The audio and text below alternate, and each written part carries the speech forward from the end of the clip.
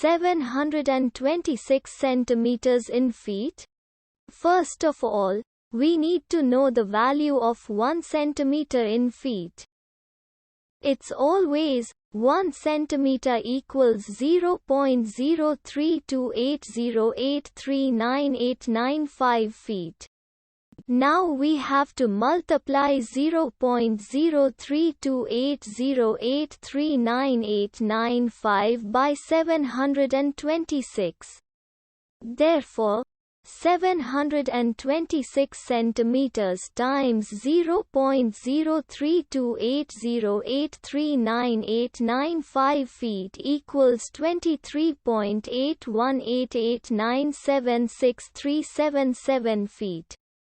So, in other words, 726 centimeters equals 23.8188976377 feet. We hope you have enjoyed this video. Please like and subscribe to our channel for more videos like this.